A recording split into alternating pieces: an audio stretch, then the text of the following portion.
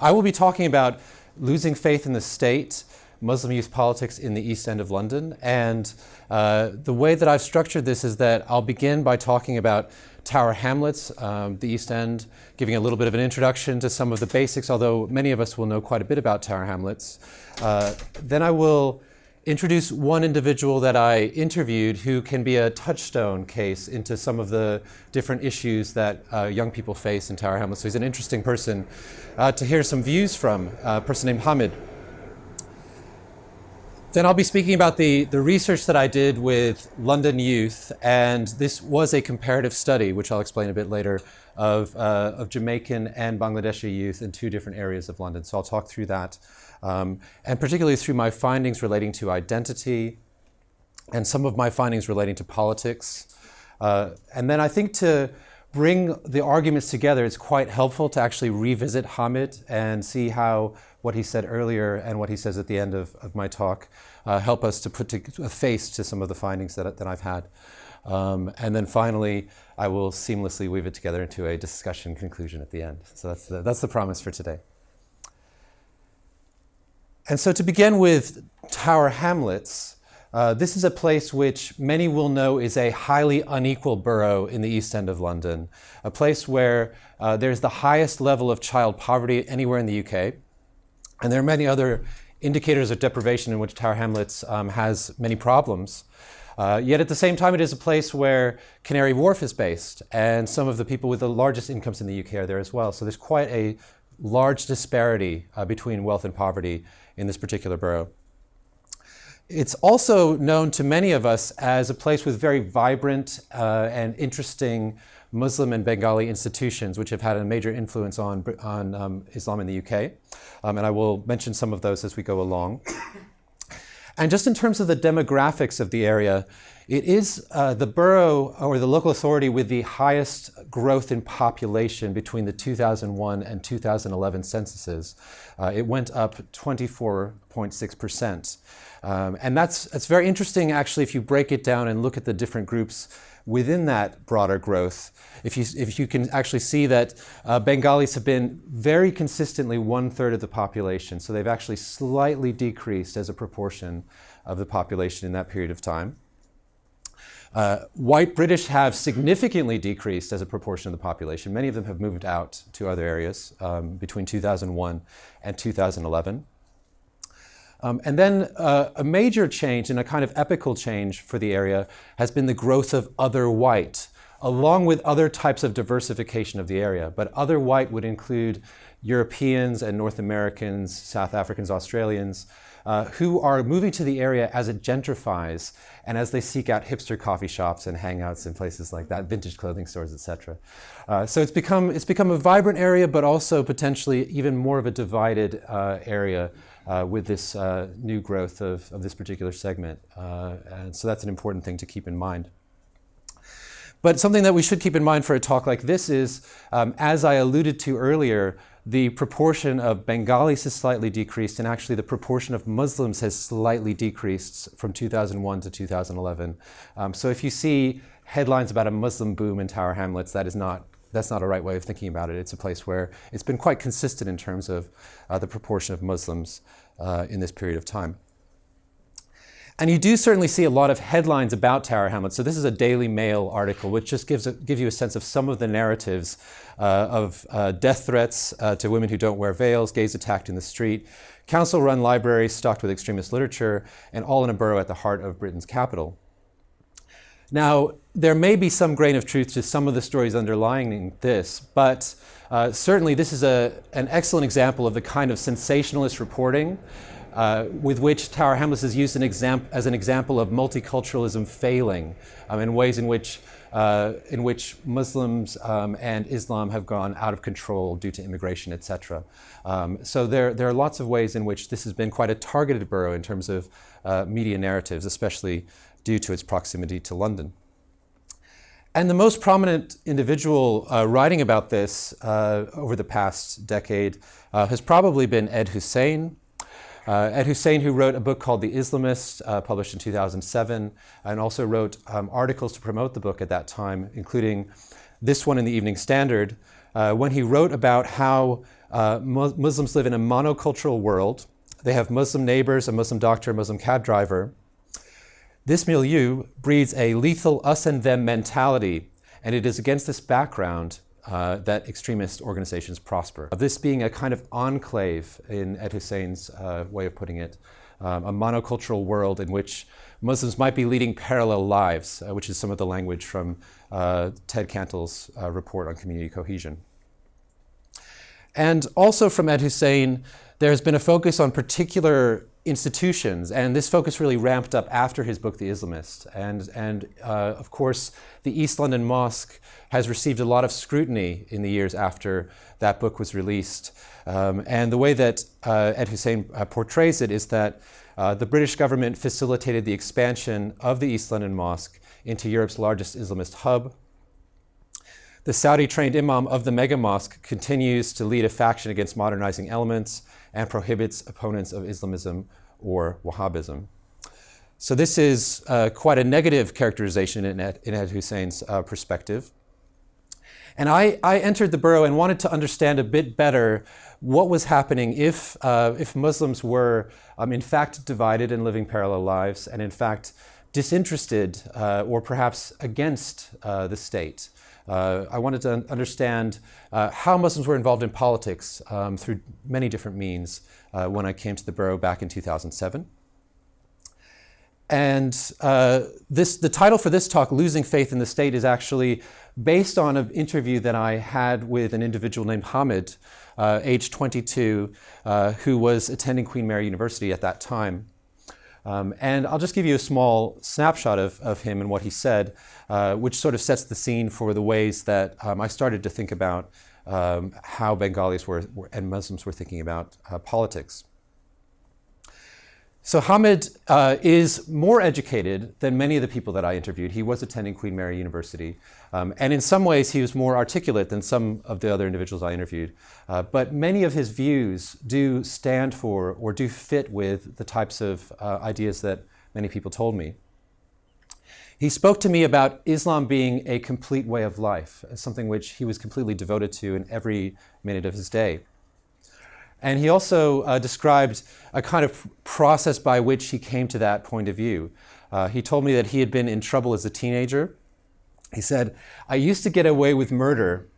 I don't mean that literally. You know how the media can twist things." So he was instantly ready for me to basically note this down and tell some professional that he'd gotten away with murder, which is an interesting twist on the sort of feelings that people have about media. When he spoke about elements of UK cultural life, he said that he disagrees with drinking alcohol, some of the dress sense, and some of the foreign policy. So those were some things that he didn't relate to as much. But he reserved his strongest words for politics and for politicians, along with media people. So he said, "I find politics a dirty game, the amount of lies, the amount of spin." And in thinking about himself in terms of politics, he said, "There is not a political bone in my body." Completely non-political is the way that he would think of himself. So moving from this example of Hamid, I wanted to understand if young people are really losing faith in the state, which is what Hamid is implying through what he says here. He does seem to say that politics isn't going to make that much of a difference, but we will come back to him a little bit later. And I wanted to move beyond some of these debates and ideas that I've been talking about for the first few minutes here, and generally move beyond the Muslim question. Because I think a lot of the literature and a lot of the ways that we talk about things or read about them in media reports and other places focus very, very squarely on what could be called the Muslim question, in which Muslims are singled out or said to be completely exceptional in terms of cultural practices, integration, or alleged extremism. And this leads many commentators to wonder what has gone wrong, why is this such a problematic group, how can we intervene, or what is really the problem here? A very provocative book from Anne Norton called The Muslim Question. In that book, Anne Norton says that this in some ways mirrors the Jewish question, which was something that the Dreyfus Affair and other events in late 19th century, early 20th century really led to a questioning of what position do Jews have in Europe? Can they actually fit in? And obviously led to very tragic events in trying to understand and interpret the place of Jews within Europe. So my intention, and one of the things that I tried to do in this book, London Youth, Religion and Politics, was to try to move some of our debates beyond the Muslim question to what I've been calling the civic question.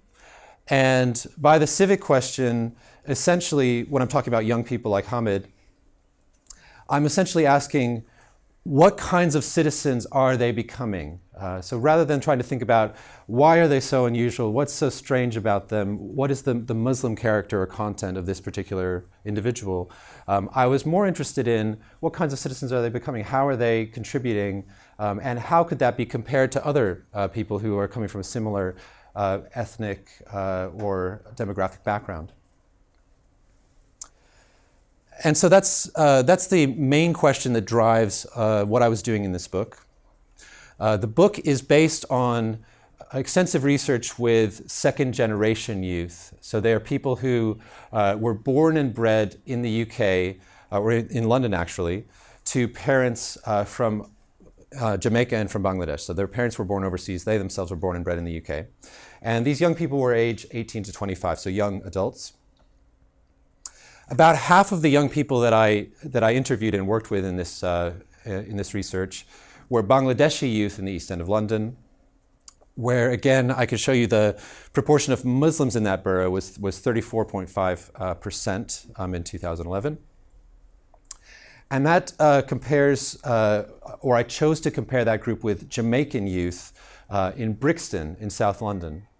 And that is a place where Jamaican young people are part of a large population, not as large in terms of the overall population of the borough. And they are mostly Christian, although many Jamaican young people would be Rastafarian, many are Muslims, and there are quite a few other belief systems as well. So it's a bit more diverse in that respect. But these are both groups which come from relatively similar socioeconomic backgrounds. They're both groups which make media headlines due to gun and knife crime in South London, for example. And they're both groups which have important ties to the imperial history of Britain. And in that respect, they seem to be good comparative cases to work with and try to see what might be happening in the same ways and happening differently between the two groups. And so the book itself was published last year. And it is at an academic book price. So I have included a code that you can put into the Oxford University website if you want to order it for a much better price than you will get on Amazon. So just keep that in mind, academic book price. But if it is something that interests you and you want to engage with it further, I would recommend you get it directly from the publisher.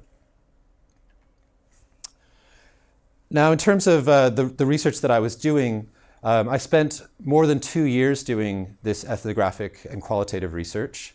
That included a lot of attending at different events, at mosques and churches, and just getting engaged in local community life in the two local areas. I also engaged in interviews with religious and community leaders. But certainly the main heart of what I was doing and the aspects that really drove most of my analysis were the interviews with young people, the 60 in-depth interviews with young people. More than half of them Bangladeshis, but about half and half Bangladeshis and Jamaicans. And what was important to me in doing these interviews was to try to recruit young people from a variety of different places. And so rather than going to a youth club or going to a mosque or something of that kind, I instead went to fresh contexts as much as possible. I basically walked around the streets, walked to the markets, went to the gym, went to Sainsbury's, and tried to find people who seemed to match the age group and demographic I was looking for, and tried to convince them to sit down with me for an hour and a half or an hour and do an interview. I had actually 10 pounds of incentive funding from my university for each person, which did help quite a bit, actually. And I could buy them a coffee or something from my university budget. But the way of doing this was very much intended to go to new contexts each time, or as much as possible, so that if there were certain types of young people I hadn't found, I could find more of those people and try to vary the situation as much as possible. Of course, this is not a representative sample. I was limited by being one qualitative sociologist or political scientist, but I did try my best to get as varied of and close to a representative sample as I could with these small numbers. And it should be said too that actually 1/3 of the young people I interviewed I did recruit from mosques or from churches, because I was quite interested in how they were particularly engaged in the narratives from a set of case study mosques and churches that I went to. So that was part of the intent of the research design. So this gives you just a couple of pictures of some of the contexts in the East End of London.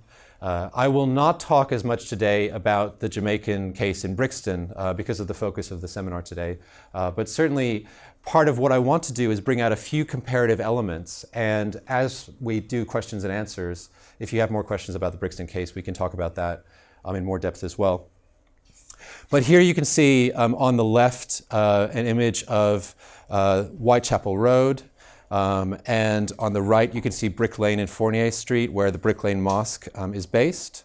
And those are two examples of the sort of scenes or places in which I was engaging in this kind of field work. I think it's important as well just to mention or to outline some of the major institutions at work in the area before I get into the main research findings that I had.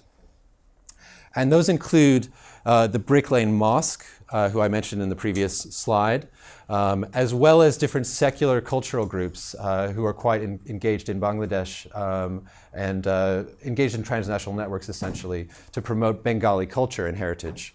Those are some of the influential groups in the local area and have some allegiances to each other. Another influential set of players relate to the East London Mosque and the London Muslim Center, which many people will know is a very prominent and large institution known on the world stage as well as, of course, on the British stage. And you can see an image of it here. And a comparable but smaller institution is Dar al-Ummah, associated with the Dawatul Islam group for young people.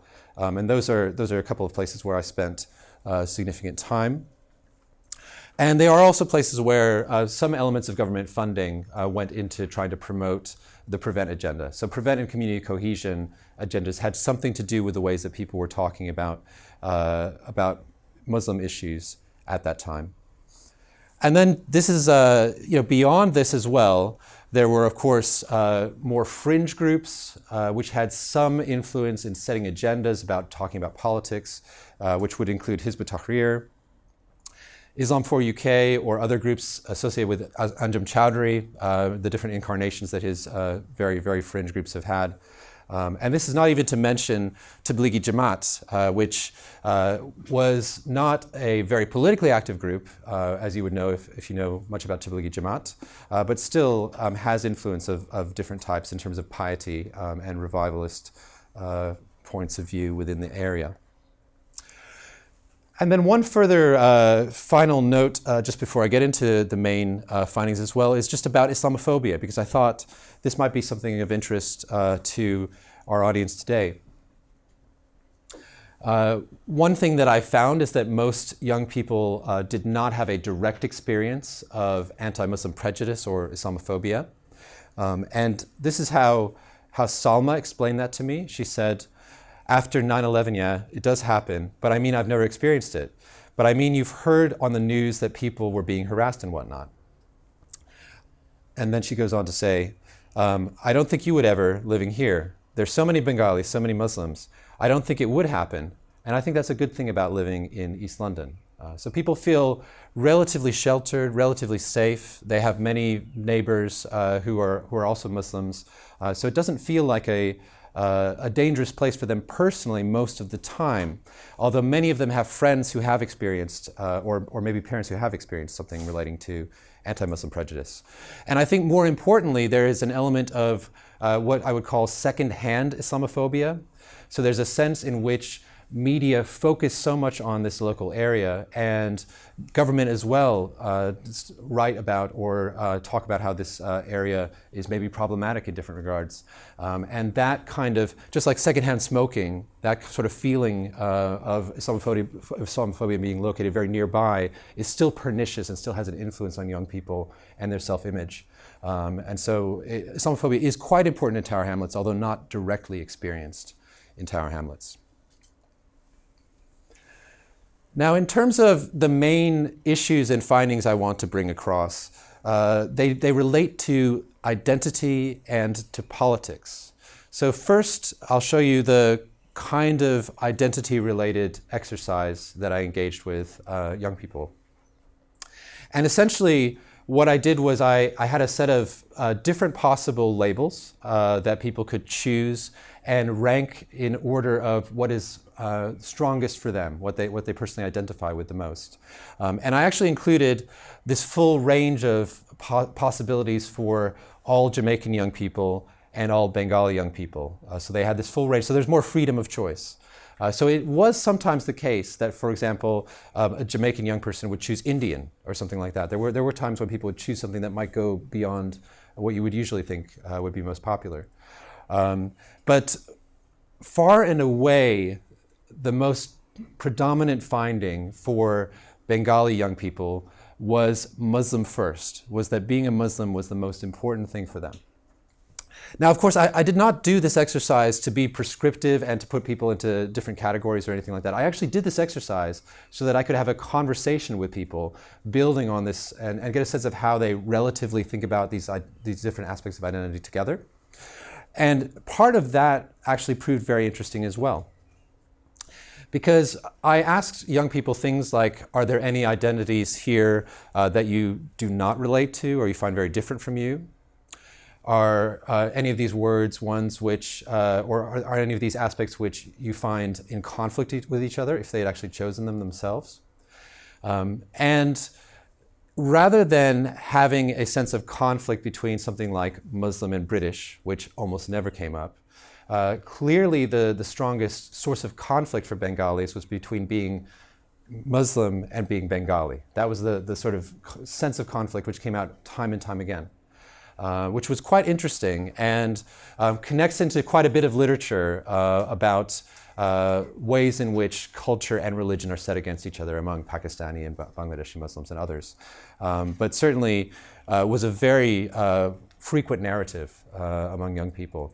And essentially, young people found that being Muslim was something which they valued in relation to the deficiencies or the ways in which being Bengali was no longer able to suit them as well. And so there were ways in which they were set against each other, with Muslim being a much more compelling way of thinking about oneself. And so in terms of the ways that young people think about themselves, Asma told me about how she thinks of herself as Muslim first. And she said, for me, religion is really important. So I would say I'm a Muslim first. It doesn't matter what culture I'm from, what country I'm from, because the person I am is I'm a Muslim person, and that's how I live my life. And this goes all through every aspect of her life and her being. In fact, 30 out of the 34 young people, Bengali young people who did this exercise, also put Muslim first. So it was an absolutely predominant result in that respect.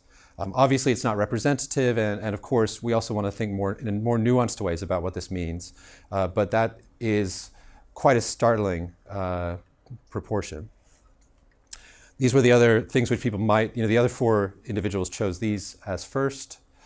And I think importantly, there was no similar trend among Jamaican young people. So it was very difficult for me to predict whether they would choose being black or Christian or West Indian or Jamaican. It was clearly the case that being black was something that, that young Jamaicans had to come to terms with and had to explain to me. And there were times when they felt distant from that, or they felt like that was something imposed on them from others. But there was no single way in which young Jamaicans tended to think of themselves. And in fact, I would tend to agree with literatures that would say that, that young Jamaicans have a relatively hybridized or creolized way of thinking of themselves. There's quite a bit of mixing and matching and fluidity in the ways that they tend to think of themselves. And that puts them to some degree in contrast with young Bengali Muslims. Now, being Muslim first had many different possible meanings. So for some, it was very taken for granted, something that they essentially inherited from their parents. And so, for example, a young person named Tariq, these are all pseudonyms. I asked him, what type of Muslim are you, or something similar to that. And I was interested in particular categories in that respect. But he said, I don't fit any of those groups. I'm just me. We're just Muslims, chilled out, go to college, saving up to buy a PS3. So he's basically saying it's the most normal thing in the world to be a Muslim. And my neighbors and my friends are also this, and just want to enjoy ourselves. And in that respect, it's a very taken for granted way of thinking about oneself. But for others, it was actually more of a reaction against parochial identities of their parents. And this is bringing forward that theme of culture versus religion. And so a great example is Rubina, who was age 18. And she told me a story and said, my mom's looking for a bride for my oldest brother because he doesn't have a girlfriend. So she wants to do an arranged marriage for him. And I think that there's plenty of suitable people, but they're not Bengali. I go, what's wrong with it then? Islam is saying that they need to be a good Muslim. And then she carries on. But my mom is like, yes, but people are going to point fingers and say that your son married out of the race. Like I say, Mom, there's only one race, which is the human race. That's what unites us all. There is no differentiation. That we're meant to follow the Prophet Muhammad. That he didn't differentiate between people, so why do we do it? She goes, oh, you don't understand. You wouldn't understand. You've lived here too long. And this brings out something of a gulf or a divide between generations on these issues, and brings out, I think as well, ways in which Rubina finds being a Muslim gives her some kind of ability to negotiate and argue with her parents and wrangle out of some of the choices that they would be making for her. So it gives her actually some flexibility and fluidity and a sense of self-definition, which is quite powerful and helps her to really be on level with her parents in ways that she couldn't have been otherwise. So it's a very useful, powerful, and compelling way of thinking about herself. And just to give us a sense of maybe why that is quite powerful, I just want to mention that the work of Michel de Certeau can be helpful in thinking about that. He writes about strategies and about tactics. And essentially, strategies he means in terms of the ways that institutions try to maintain control over groups of people. And tactics are the ways that ordinary people try to loosen the grip of those institutions and outmaneuver them and rethink things themselves. And in this case, I think that that actually Islam and the tools from Islamic institutions are giving Rubina the opportunities to tactically maneuver out of the grip of her parents to some extent. And there are other times which we could talk about when people are able to feel more freedom from media portrayals or from government interventions, but they're given tactics or a sort of new set of capacities and freedoms, which can be actually quite useful and powerful against the ways that other elements of society try to exert control over them. And then just as a final way of underlining why people find this quite powerful, this Muslim first self-identification. There were some young men who found that being Muslim is actually more fun than other ways you could be. So one person named Farouk said that his parents are confused and mix tradition and religion together. But he actually felt that he was more freed from having to wear certain clothes, have certain haircuts, like don't have fun. And then another young person named Amin said, we want to have fun, basically. We're westernized. And to a large extent, the Islamic institutions like the East London Mosque or Dar al-Ummah or others that have very powerful youth programs and get young people engaged in sports and other activities are able to give young people a sense of progress, of being able to enjoy themselves in new ways, have freedom, and that gives them a sense that it's more fun, actually, to be a Muslim than it is to be following the traditions of the parents or the culture of one's parents. So I think now it's definitely time to talk about political engagement and my findings on what kinds of citizens young Bengali Muslims are becoming. So in terms of political engagement, I asked a set of questions to every interviewee about political literacy and participation. And the main finding was that Bangladeshi youth have much greater rates of political participation than Jamaicans, and that these rates were greater even still for those who were highly religious Muslims.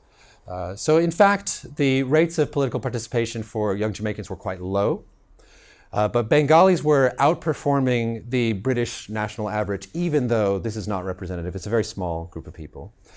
And they were outperforming it even still more for those who were highly religious, those who were quite committed to prayer on a regular basis. And just to give a sense of this, all of the young, highly religious Bengali Muslims had donated to charity or an organization. That, of course, could include a mosque. But maybe more interestingly, 80% had signed a petition. Most of them had boycotted products. Most of them had worn a campaign badge or sticker. Most of them had contacted the media, which is quite a proactive thing to do, to actually write to the media or contact the media about how you're being misportrayed or something like that. The one category in which the numbers were a bit lower actually was voting. So 47% had voted, which is somewhat below the average at that time. But there's clearly is a very, very high and rich degree of political activity happening in the local area. And just to fill out exactly what that looked like, I want to give you one example, which is boycotting products. So I'll show you the products that Jamaican young people boycotted and give you just a minute to look at this and see if anything interesting arises or see what you might observe from this. Just give you a minute.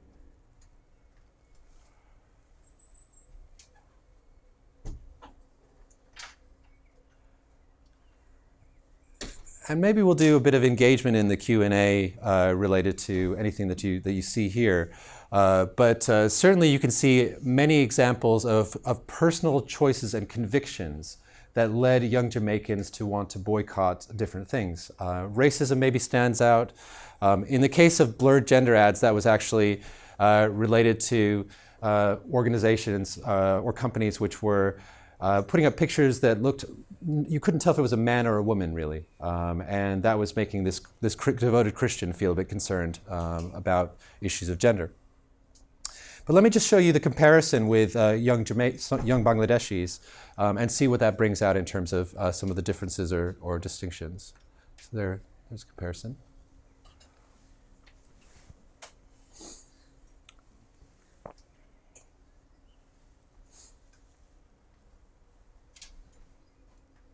And so this is another graphic that we could potentially look at and talk about a bit further in the Q&A. But I think quite clearly you can see that there is collective action, that actually people are grouped together. There's an organization behind this, so that Starbucks, for example, receives a lot of boycotting. It's not just an individual choice. And you can also see that the products are being boycotted relating to Muslim political issues. The Danish cartoon crisis and Israel-Palestine are clearly the main and leading reasons why people would be boycotting products in this case. And so in terms of why people boycott, Hamid said to me, I boycotted certain Israeli products. One person said to me, it's like you're paying a penny for an Israeli product. That penny will eventually turn into a bullet, and that bullet will actually kill a person. So there's a real seriousness and urgency to boycotting these products. They chose to boycott based on things like texts, email, and Facebook. And the general rule of thumb was, if I'm doubting it, I'd stay away from it. So boycott if you have any doubts or have any concerns about the ethics of a particular product. And again, of course, these tended to focus on Muslim issues. Now, one interesting dynamic of this was, I don't know if you noticed that some of the products being boycotted relating to Denmark are not actually products that are based in Denmark. So Nestle is based in Switzerland, and Danone is based in France. So there was some misinformation involved here. And this came out in an interesting way in some of my conversations. So I asked Zarina about this. I asked if she boycotted some products.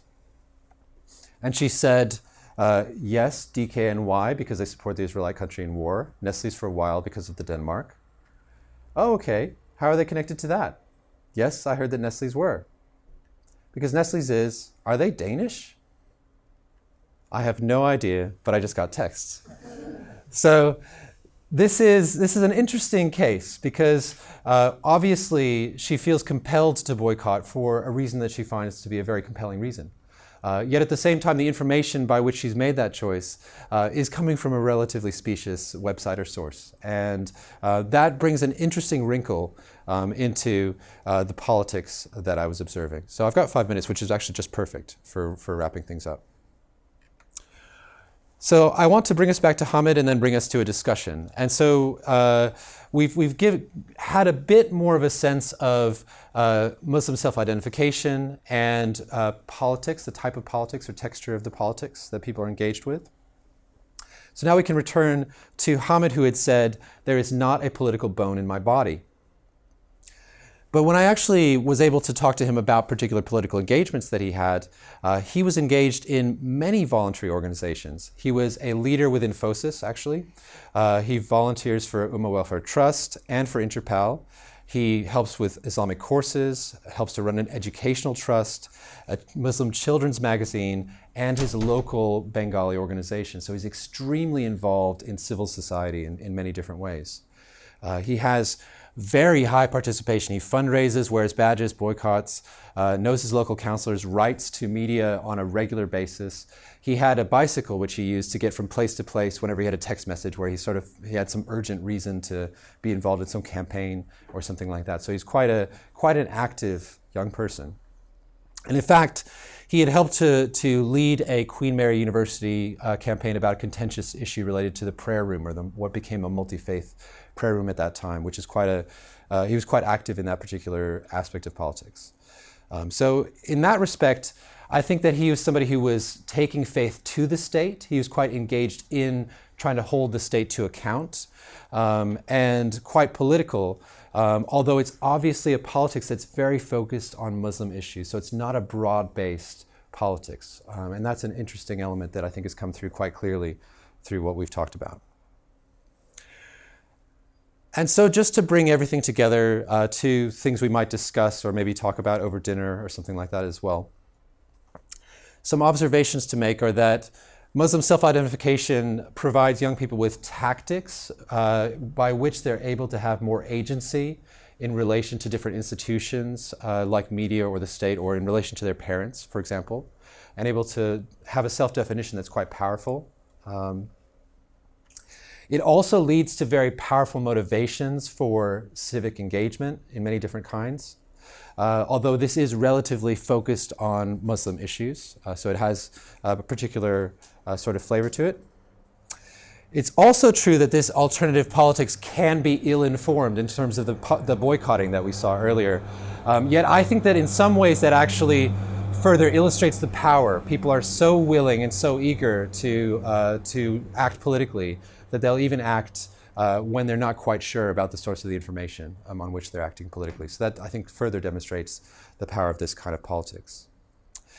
And then just as a final slide and final set of observations, Sophie Gilliatt-Ray has written about British Muslim studies as an area of study, and I identify quite strongly with that. that way of thinking about things, and that has developed a lot in recent years. I think that it's important for us, if we want to fully understand British Muslims, to put them in comparative context with others. I think it's very important to try to de-exceptionalize Muslims. And actually what was very interesting for me about this project is I worked very hard to de-exceptionalize Muslims, but then found that they were actually exceptional in many respects that were, I think, to some degree positive. They were quite politically engaged, and I think that that should be taken seriously. But importantly, I think that we should try to move beyond just the Muslim question and think about other broader questions like the civic questions, which would put British Muslims on level footing with others. And I do think that it's important for us to do that, because asking broader questions will allow young people to speak to us about the issues that they care most about on their own terms and allow them to define really what those terms are. So thank you very much.